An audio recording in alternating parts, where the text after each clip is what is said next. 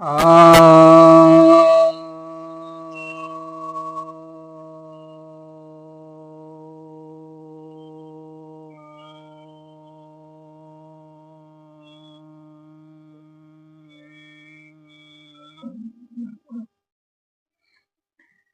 सभी भक्तजनों को सप्रेम नमन। भक्तों, आज आपकी जिज्ञासा का समाधान लेकर आया हूँ। एक काफी गूढ़ जिज्ञासा आई है। शाश्वत तत्व कहलाने की कौन सी शर्तें हैं? क्या इसे एलिमेंट्री पार्टिकल कहेंगे?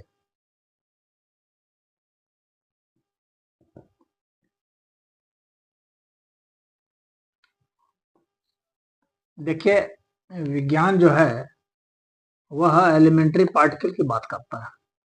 जब हम पार्टिकल की बात कह दिए तो वह एलिमेंट्री कहाँ रहा? वह एलिमेंट्री जब पार्टिकल कह दिया तो उसका कोई आकार प्रकार हो गया। चाहे विज्ञान ने जो भी खोजे हैं, फोटोन खोजे हैं, क्वार्क खोजे हैं, इलेक्ट्रॉन खोजे हैं, या जो भी और जो भी विज्ञान दावा करता है खोजने का, तो जब हम इसे पार्टिकल कहते हैं तो आकार प्रकार इसका होगा ही, इसमें कुछ गुण होंगे। जब इसमें गुण हैं, आकार प्रकार हैं, यह कोई स्पेस ऑक्युपाई कर रहा है और यह गति कर रहा है, यानी इसमें कोई प्रेरणा है जिसे गति कर रहा है, कहीं शिफ्ट कर रहा है, किसी से रिएक्शन कर रहा है, तो इसे एलिमेंट्री कैसे कहेंगे? ये एलिमेंट्री तो हुआ नहीं। और क्यों नहीं हुआ? क्योंकि इन्हीं सब कारण जो बताया उन्हीं के कारण नहीं हुआ। और फिर जब पार्टिकल कह दिया तो फिर एलिमेंट्री होने का कोई मतलब ही नहीं रह गया। ये मूल तत्व इसको नहीं कहा जा सकता। यहाँ एलिमेंट्री का शायद आपका मतलब मूल तत्व से है, तो यह मूल तत्व तो नहीं हो सकता। तो यह कभी बना होगा, किसी से बना होगा, इसका कोई कंस्टिट्यूएंट होगा। तो ऐसा जो है यह मूल तत्व नहीं हो सकता है। विज्ञान ने अब तक जितने भी चीज खोजे हैं, इसलिए ये मूल तत्व नहीं है। और इसलिए विज्ञान जो है इसकी व्याख्या नहीं कर सकता है कि कैसे यहाँ पर सारी चीजें बनी है, कैसे अस्तित्व में आई हैं। इसलिए विज्ञान यह व्याख्या करने में समर्थ नहीं है। हालांकि बहुत सारी थ्योरी दी गई है, थ्योरी है, काउंटर थ्योरीज भी हैं, तो ये वाद विवाद का विषय है। लेकिन थ्योरी होना और फैक्ट होने में अंतर है। थ्योरी तो कोई फैक्ट होता नहीं है, एक प्रोबेबिलिटी होती है, उसमें एरर होते हैं। और जब भी पार्टिकल होंगे तो एरर होना है, जब भी उसमें गुण होंगे एरर होना है, जब भी स्पेस होंगे एरर होना है। वो एलिमेंट्री कभी नहीं हो सकता, मूल नहीं हो सकता वो। आप मैथमेटिक्स में भी देखेंगे, आप कहाँ पहुंचते हैं अगर, क्योंकि विज्ञान मैथमेटिक्स पर आधारित है, तो अगर मैथमेटिक्स पर देखें तो आप किसको कहेंगे एलिमेंट्री नंबर? कोई एलिमेंट्री नंबर है? सोच के देखिए, कोई एलिमेंट्री नंबर है? कोई ऐसा पॉइंट है, फाइनल पॉइंट, जब आप कहेंगे कि नहीं ये सबसे सूक्ष्म जो है, यह जो है अंक है? आप पार्टिकल की जगह अंक रख लीजिए और बताइए कि ये सबसे सूक्ष्म अंक है, सबसे छोटा अंक है, इससे छोटा और कोई भी अंक नहीं हो सकता। ऐसा कोई आप बता सकते हैं? कोई भी मैथमेटिशियन बता सकता है? आप जिस भी अंक को कहेंगे कि ये सबसे छोटा अंक है, वह फर्दर डिवाइड हो जाएगा। उसको हम डिवाइड कर सकते हैं, सब्ट्रैक्ट कर सकते हैं, ऐड कर सकते हैं, मल्टीप्लाई कर सकते हैं। एलिमेंट्री कहाँ रहा वो? मूल नहीं रहा वो। तो इसलिए मैथमेटिकली भी जो ये हैं, आप देखेंगे कोई भी संख्या आप ले लेंगे तो उस संख्या को डिवाइड कर सकते हैं, उस संख्या का कंस्टिट्यूएंट हमको मिल जाएगा। वो किस किस चीज से वो संख्या बनी है वो हम कैलकुलेट कर सकते हैं फिर। तो चाहे संख्या आपकी कितनी भी सूक्ष्म हो, कितनी भी छोटी क्यों ना हो, तो जाहिर सी बात है कि आप इस छोटी संख्या को फाइंड आउट नहीं कर सकते। इसका मतलब है कि एलिमेंट्री पार्टिकल जो है आप कितना भी छोटा छोटा करेंगे, वो पार्टिकल कभी भी एलिमेंट्री हो ही नहीं सकता। तो एलिमेंट्री पार्टिकल का जो साइंस का कॉन्सेप्ट है, यह मिसकॉन्सेप्शन है, और साइंस वाले दूसरे को सूडो साइंस बोलते हैं, यह खुद ही सूडो साइंस है। साइंस के जितने भी फैक्ट फाइंडिंग्स हैं, ये सारे जो हैं एक किसी रिलेशन में ही जो है एक प्रैक्टिकल वैल्यू दे रहे हैं, और रियल वैल्यू नहीं दे रहे हैं, प्रैक्टिकल वैल्यू दे रहे हैं। इसीलिए उसमें एरर आता है, इसीलिए अप्रोक्सीमेशन आता है, ये अप्रोक्सीमेट वैल्यू है, तो वो रियल वैल्यू नहीं होती है। साइंस के कोई भी डेरिवेशन जो है वह रियल वैल्यू नहीं होता, सिर्फ अप्रोक्सीमेट वैल्यू होता है, उसमें एरर इसलिए आते रहते हैं क्योंकि आपका जो रेफरेंस पॉइंट है, वह रेफरेंस पॉइंट ही जो है वह कैलकुलेशन से परे है, तो आप रियल वैल्यू कहाँ से निकाल पाएंगे, नहीं निकाल पाएंगे। अब आपके जो प्रश्न का जो पहला हिस्सा था, मैंने दूसरे हिस्से को पहले बता दिया ताकि आपको बाद वाला जो पहला आपका पहली आपकी जिज्ञासा प्रश्न का पहला हिस्सा जो है वह समझ में आ जाए कि शाश्वत तत्व कहलाने की कौन सी शर्त है। तो शाश्वत तत्व वास्तव में वह तत्व हो जिसको कि आप फर्दर डिवीजन नहीं कर सकते, फिर आगे विभाजित नहीं कर सकते, वही तत्व शाश्वत तत्व होगा। तो ऐसा कोई तत्व जिसका पुनः विभाजन नहीं हो सकता, तो वह क्या होगा, वह एक तरह से इनफाइनाइट ही होगा, जिसका कि फर्दर डिवीजन पॉसिबल नहीं है। इन्फिनिटी ही है जिसका फर्दर डिवीजन नहीं हो सकता, बाकी हर चीज का फर्दर डिवीजन संभव ही है। तो छोटा से छोटा छोटा छोटा छोटा छोटा करते जाइए। साइंस में इसको कह देते हैं tending to zero, tending to zero कहते हैं, जीरो होता ही नहीं है, tending to zero. Tending to zero का क्या मतलब हो गया, जीरो वैल्यू, जीरो वैल्यू होता ही नहीं।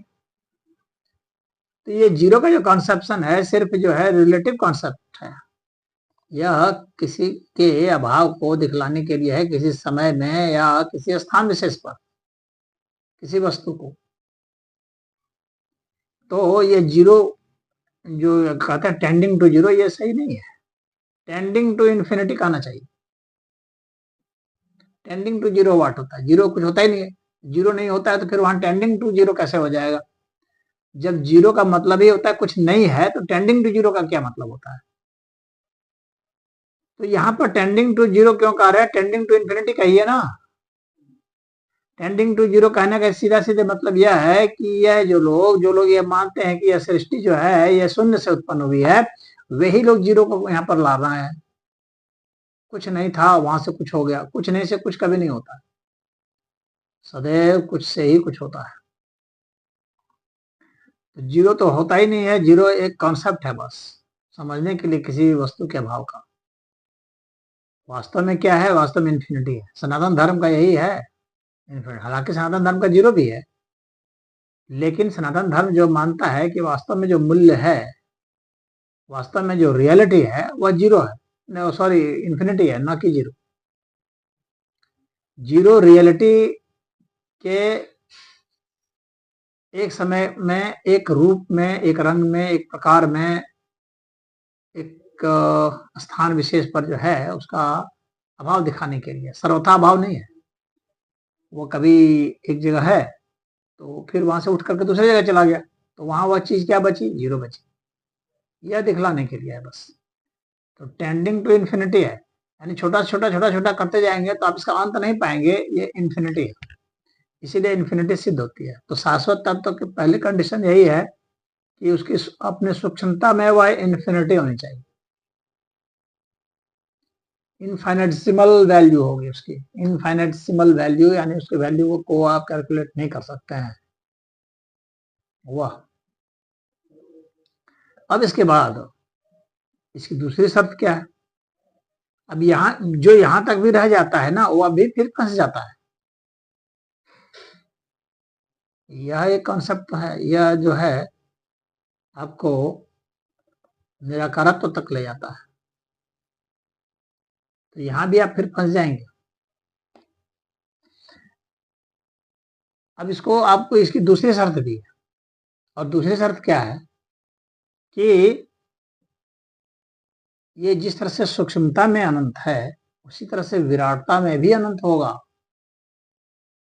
आप बड़ा करते जाइए, बड़ा करते जाइए, तो हम लोग कहते हैं एक यूनिवर्स है, फिर कुछ लोग कहते हैं मल्टीवर्स है, ठीक है मल्टीवर्स, लेकिन ये इसका एक्सपेंशन कहाँ तक है? क्या आप इसका और छोर पा सकते हैं? क्या कहीं ऐसा भी है जिसके बाद कुछ नहीं है? तो ऐसा नहीं है, ऐसा है ही नहीं। क्योंकि क्यों नहीं है? इसके पीछे जो आपको जो तर्क है, जो लॉजिक है, वो आप ऐसा समझिए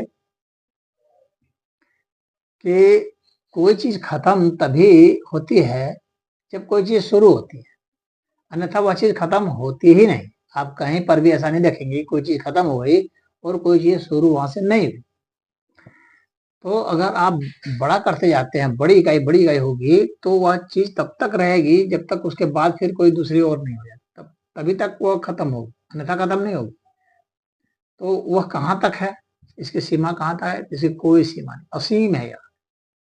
तो वहां वह भी क्या हो गया, ए टेंडिंग टू इन्फिनिटी हो गया, फिर वह इन्फिनिटी हो गया इधर भी, यानी विराटता में भी इन्फिनिटी है। अगर आप मैथमेटिक्स पर आ जाएं तो फिर देखेंगे कि इसी तरह से आप अधिक से अधिक बड़ी संख्या जोड़िए, अधिक से अधिक बड़ी संख्या सोचिए, तो क्या उससे बड़ी संख्या सोची नहीं जा सकती है? सोची जा सकती है, बड़ी से बड़ी संख्या भी सोची जा सकती है। आप जितनी बड़ी संख्या बोलेंगे उससे बड़ी संख्या कोई भी बता सकता है। इसका मतलब हुआ कि आप बड़ी संख्या का अंत नहीं कर सकते हैं।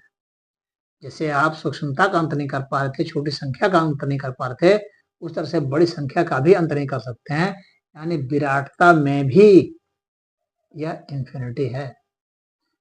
हेंस क्या प्रूव्ड हुआ? इंफिनिटी, विराटता में भी और सूक्ष्मता में भी। तो शाश्वत तत्व ही होगा जो इनफाइनाइट होगा, इन्फिनिटी ही शाश्वत तत्व। बाकी इसी शाश्वत तत्व के भीतर में अंतर्भूत में इन दो छोर एक्सट्रीम मान लीजिए, दो इन्फिनिटी मान लीजिए, दो इन्फिनिटी के मध्य में क्या है? जो रिलेटिव वैल्यूज हैं। दो इन्फिनिटी के मध्य में, मतलब दो इन्फिनिटी तो होती ही नहीं है एक तरह से, लेकिन चूंकि हम लोगों ने समझने के लिए दो इन्फिनिटी मान लिया है, इन्फिनिटी तो सदैव जो है वो इन्फिनिटी ही होगी, वो एक दो थोड़ी होगी, लेकिन समझने के लिए हम कह लिए हैं कि भाई विराटता में भी इन्फिनिटी है, और है तो पूरा अस्तित्व तो एक ही है। हाँ, तो यह अस्तित्व जो है इनफाइनाइट है, और इसके मध्य में सारी संख्याएं हैं जो रिलेटिव है। एब्सोल्यूट वह है, बाकी सब रिलेटिव है, वो निरपेक्ष है, ये सब सापेक्ष हैं। तो शाश्वत तत्व तो वही तत्व होगा जो इनफाइनाइट हो। तो मूल जो है इन्फिनिटी है, धर्म का आधार इन्फिनिटी है। इसी इन्फिनिटी को ही पर ब्रह्म परमेश्वर कहा गया है। सनातन धर्म जो सबसे बड़ी इकाई है, पर ब्रह्म परमेश्वर, यही है शाश्वत तत्व। इसको अनंत भी कहा गया है। सनातन धर्म में इसको अनंत भी कहा है, गणित से भी कहा है अनंत है, फिलॉसफी से भी कहा है अनंत है, तो और प्रैक्टिकल में भी कहा है अनंत है, और लॉजिक से भी कहा है अनंत है। तो ये जो शाश्वत तत्व है यह अनंत है। सारी घटना इसके अंतर्भूत हैं और इसी के माध्यम से हैं, इसी की प्रेरणा से हैं। तो जो एलिमेंट्री पार्टिकल जो कह रहे हैं ना, ये खोज लिया वो खोज लिया, इस तरह के सब बकवास है, सिर्फ और सिर्फ इन्फिनिटी है। अब साइंटिस्ट इन्फिनिटी से क्यों डरते हैं? साइंटिस्ट इन्फिनिटी से इसलिए डरते हैं कि उनका सारा कैलकुलेशन ही धराशायी हो जाएगा, क्योंकि इन्फिनिटी का कैलकुलेशन आप कर ही नहीं सकते, और साइंस कैलकुलेशन पर बेस्ड है। तो इन्फिनिटी जो है उसे साइंटिस्ट डरते हैं, क्योंकि माइंड जो है ना वहाँ काम नहीं करता, इन्फिनिटी में माइंड काम नहीं करता। माइंड काम करता है जहाँ से कैलकुलेशन हो सकता है, और माइंड के बाहर जो है ना वह कैलकुलेशन नहीं है, वह एक्सपीरियंस है, अनुभूति है, आत्मिक अनुभूति होती है। तो उस इन्फिनिटी की बात होती है। इसलिए जो भी सनातन धर्म के लोग हैं जिन्होंने अनुभूति की हुई है, वे इनके साइंस के जो है ना ये सब बड़े बड़े, बिग बैंग हो गया, फलना ढिकना हो गया, उससे हो गया, तो ये गॉड पार्टिकल हो गया, तो उससे बन गया, तो यहाँ पर सिंगुलैरिटी हुई हो गई। ये सब, इन सब चीज़ों पर बहुत यकीन नहीं करते।